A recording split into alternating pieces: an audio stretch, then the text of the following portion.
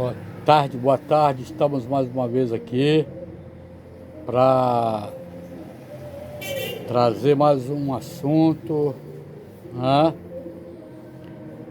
para esta tarde maravilhosa.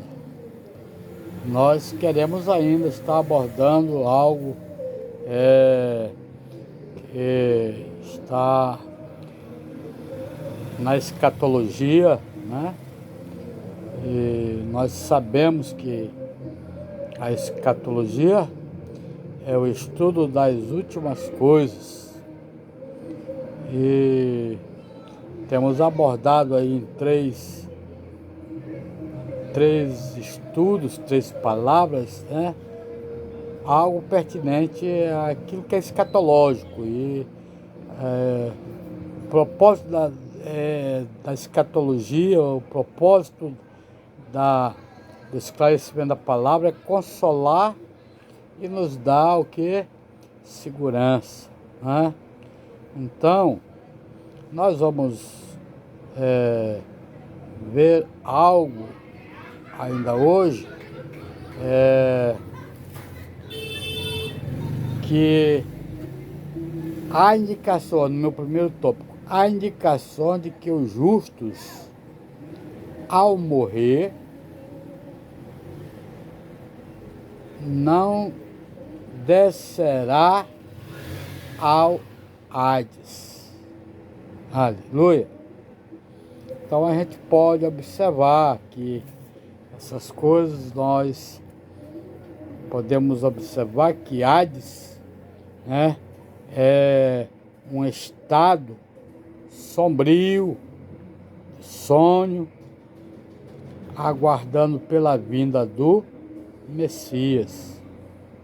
E nós também sabemos que há um outro lugar que é chamado de Gina, que é lugar de punição eterna, né?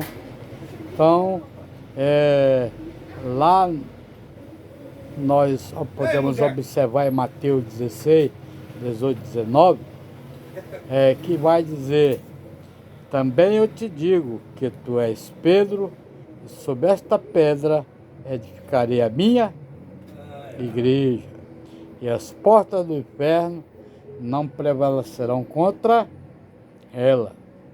Ele também diz numa passagem lá parecida, ele vai dizer, 19, ele dar-te-ei as chaves do reino dos céus, e o que ligares na terra terá sido ligado nos céus, e o que desligares na terra terá sido desligado nos céus. Então, nós devemos observar isto, né? Que é a palavra do Senhor sendo comentada, é a palavra do Senhor sendo falada. Então, nós precisamos entender que no livro de Atos 2:31 também ele vai dizer, prevendo isto, referiu-se à ressurreição de Cristo, que ele nem foi deixado na morte e nem o seu corpo experimentou corrupção.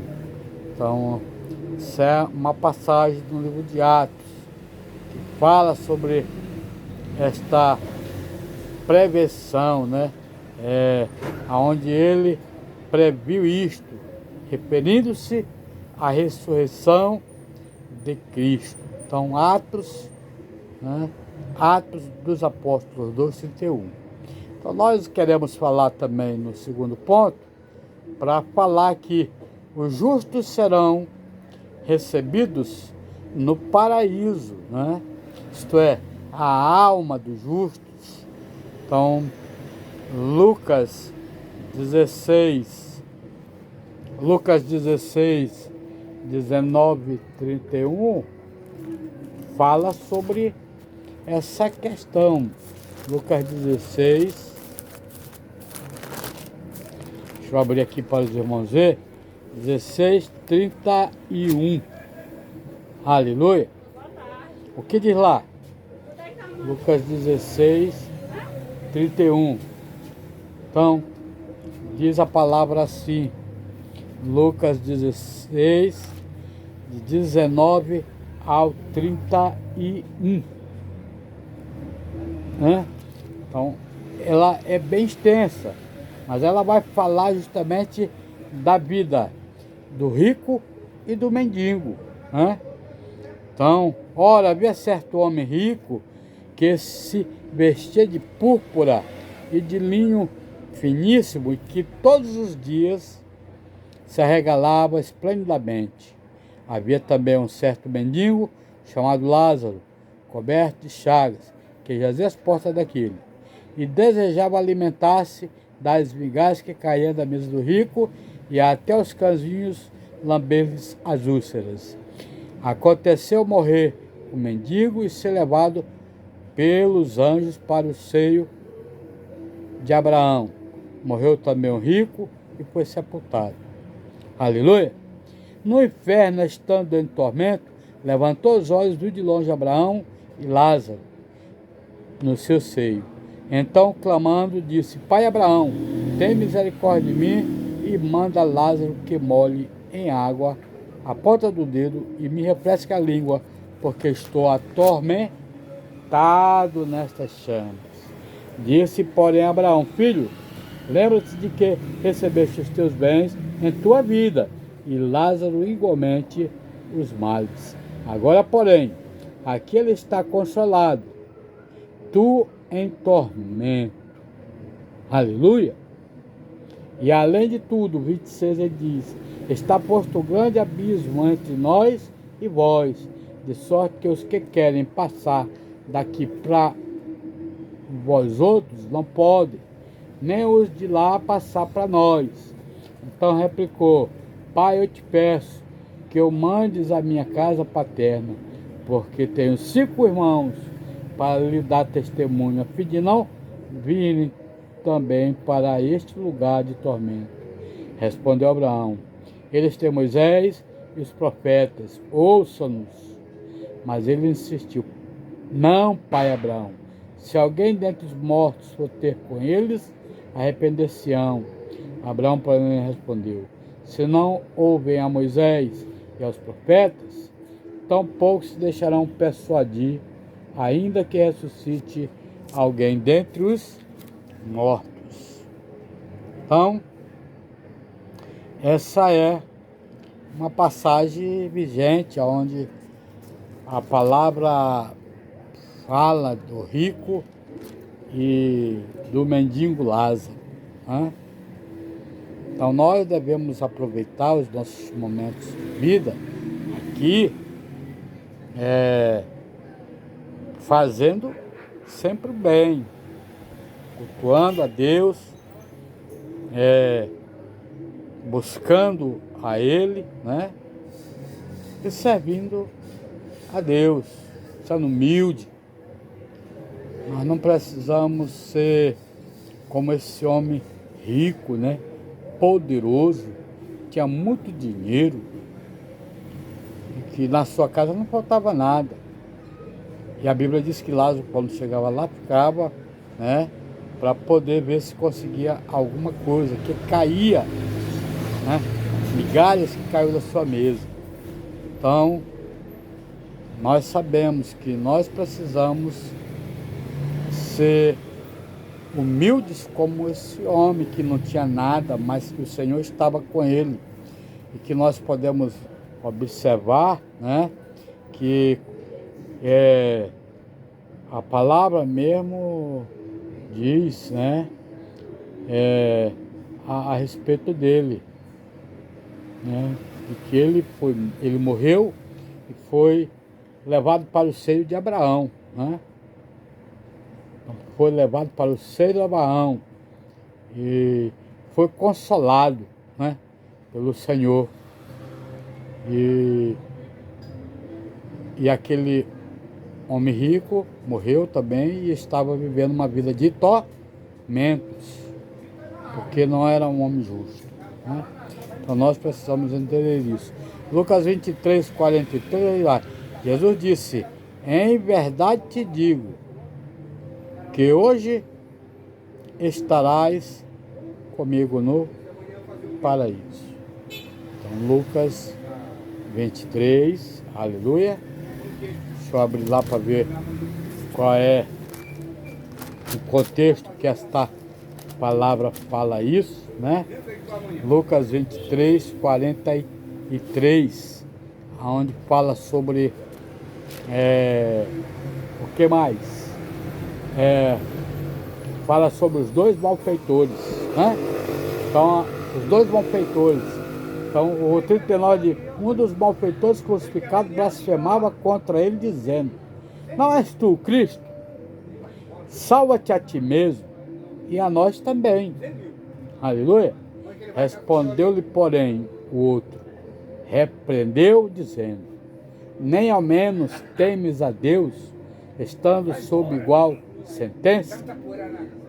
No 41, o que ele diz no 41? Nós, na verdade, com justiça, porque recebemos o castigo que os nossos atos merecem, mas este nenhum mal fez. E o 42, e acrescentou Jesus: lembra-te de mim quando vieres em teu reino. Jesus lhe respondeu: em verdade te digo, que hoje estarás comigo no paraíso. Essa foi a palavra de Jesus dita para aquele homem justo, aquele ladrão que estava ali na cruz. Mas que, porém, um ladrão desprezou, né? E o outro o reconheceu. Então Jesus estava falando justamente para esse que havia reconhecido a ele, né? Que em verdade te digo que hoje estarás comigo no paraíso. Então, o que isso quer dizer, né? Isso quer dizer que o jardim ou o lugar dos abençoados. Então, todo crente que ama Jesus, que faz a vontade de Jesus, assim como aquele homem, né, recebeu esta palavra de Jesus, recebeu esta palavra de conforto, né, uma palavra de salvação. Olha,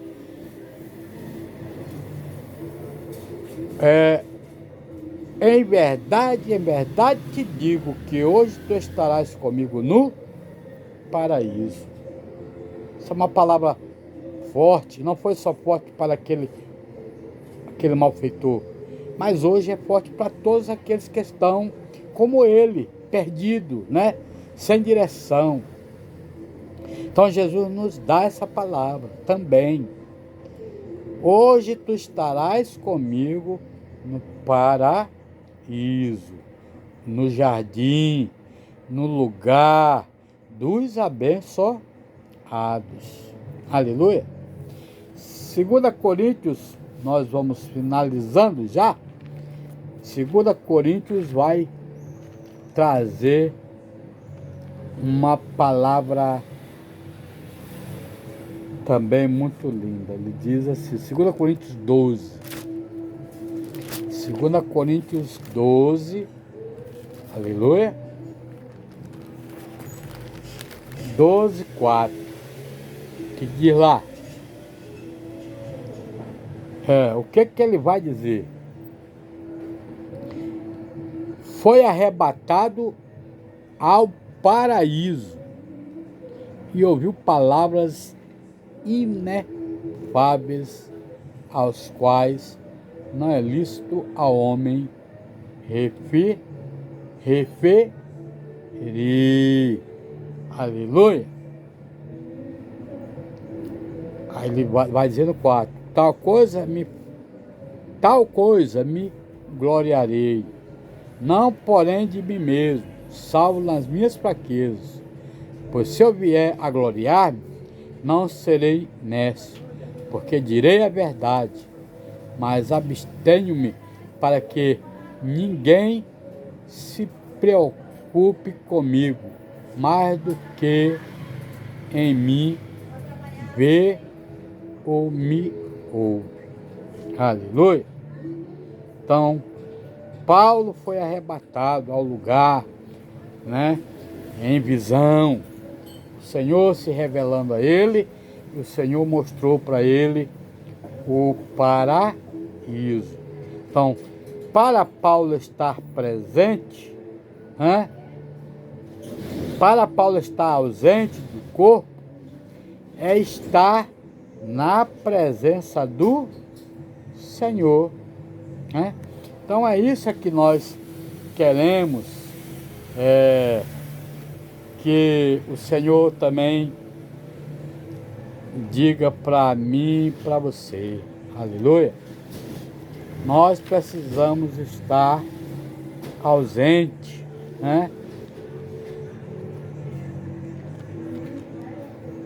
e na presença do Senhor. Estar na presença do Senhor. Aleluia. É mais ou menos isso que Filipenses 1, de 21 a 26 vai dizer. Então, eu não vou ler todos esses versículos, mas eu vou ler pelo menos o 24, versículo 26. Mas por vossa causa é mais necessário permanecer da carne, e convencido disso, estou certo de que ficarei e permanecerei com todos vós para o vosso progresso e gozo da fé, a fim de que aumente, quanto a mim, o motivo de vos gloriardes em Cristo Jesus, pela minha presença de novo convosco. Aleluia! Então, nós precisamos nos alegrar, porque Paulo encerra justamente com essas passagens, de ser alguém que estaria presente com os filipenses, e para ensinar e para trazer a palavra do Senhor. Então nós somos abençoados pelo Senhor nosso Deus. Amém? Então que isso seja a palavra para essa tarde, que a gente possa entender, que nós precisamos estar na presença do Senhor, assim como Paulo sempre esteve, presente e pregando o Evangelho, ensinando do Evangelho a tantas e tantas pessoas que o viram e que viram ele ensinar as coisas que o Senhor Jesus Cristo tinha deixado para os seus servos relatar a todos nós.